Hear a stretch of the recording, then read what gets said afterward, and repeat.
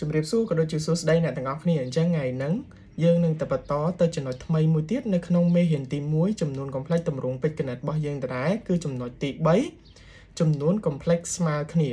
អញ្ចឹងចំនួន complex ស្មើគ្នាហ្នឹងវាមានន័យថាម៉េចអូខេអញ្ចឹងចំនួន complex ស្មើគ្នាគឺមានន័យថាបែបនេះប៉ះសិនបើយើងមានសិតអងស្មើ a បូកជាមួយនឹង bi ហើយសិតដឺស្មើ c បូកជាមួយនឹង diប៉ះសិនបើគេនិយាយថាសិតអងជាមួយនឹងសិតដឺហ្នឹងវាស្មើគ្នាអញ្ចឹងយើងអាចទាញបានថា a ស្មើជាមួយនឹង c ចំណែកឯ b ស្មើជាមួយនឹង d មានន័យថាផ្នែកប៉ិតស្មើជាមួយនឹងផ្នែកប៉ិតផ្នែកនិមិត្តស្មើជាមួយនឹងផ្នែកនិមិត្តម្ដងទៀតផ្នែកប៉ិតរបស់សិតអងស្មើជាមួយនឹងផ្នែកប៉ិតរបស់សិតដឺផ្នែក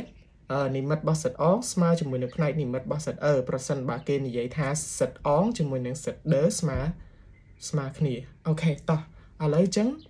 បើសិនបើខ្ញុំនិយាយទៅអ្នកទាំងអស់គ្នាអាចនឹងអត់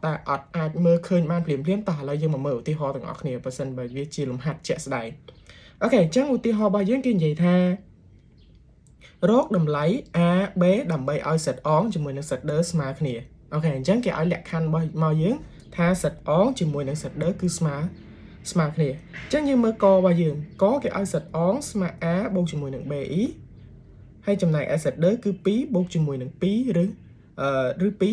2e គេថាឲ្យយើងរកតម្លៃ AB ដើម្បីឲ្យ set អងជាមួយនឹង set ស្មើគ្នាអូខេចាស់យើងមកដោះស្រាយទាំងអស់គ្នាគេថាចឹងយើងរកតម្លៃ A និង B ឲ្យ set អងស្មើជាមួយនឹង set អូខេអញ្ចឹងក៏ set អងស្មើជាមួយនឹង set អូខេអញ្ចឹងសិតអងរបស់យើងគឺបែបណាអូខេយើងមើលទាំងអស់គ្នាសិតអងរបស់យើងគឺ a បូកជាមួយនឹង bi ចំណែកសិតដឺរបស់យើងគឺ2បូកឬ 2e អញ្ចឹងអ្នកទាំងអស់គ្នាអញ្ចឹងរូបមន្តយើងគឺដូចមិនអញ្ចឹងផ្នែកប៉ិតស្មើជាមួយនឹងផ្នែកប៉ិតផ្នែកនិមិត្តស្មើជាមួយនឹងផ្នែកនិមិត្តអ្នកទាំងអស់គ្នាអាចមើលបាននេះគឺផ្នែកប៉ិតស្មើគ្នាផ្នែកនិមិត្តស្មើឲ្យផ្នែកនិមិត្តអញ្ចឹងយើងអាចទាញបានថា a ស្មើជាមួយនឹង2ចំណែកឯ b ស្មើជាមួយនឹងឬ2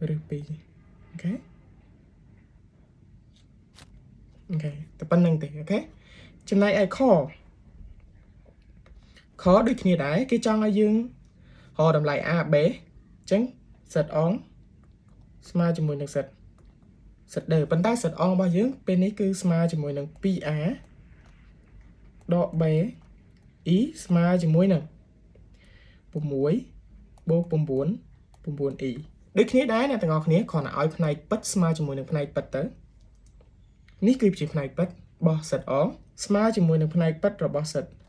ដឺរបស់យើងអញ្ចឹងយើងបាន2a ស្មើជាមួយនឹង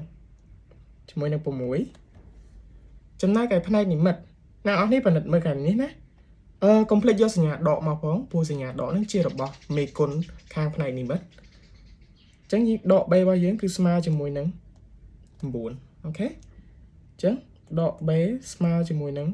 9អូខេអញ្ចឹងយើងដោះស្រាយប្រព័ន្ធសមីការហ្នឹងទៅព្រោះឲ្យស្រួលដោះស្រាយដែរទេគឺស្មើនាំឲ្យ a របស់យើងស្មើជាមួយនឹង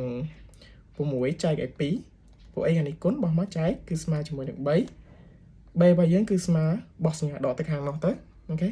យើងបោះសញ្ញាដកមកខាងនេះមកយើងបានដក9អញ្ចឹង a របស់យើងស្មើជាមួយនឹង3 b របស់យើងស្មើជាមួយនឹងដក9អូខេអញ្ចឹងអ្នកទាំងអស់គ្នាអាចយល់អត់ប៉ុណ្ណឹងអញ្ចឹងវីដេអូយើងថ្ងៃហ្នឹងគឺមានតែប៉ុណ្្នឹងទេអរគុណអ្នកទាំងអស់គ្នាបាយបាយ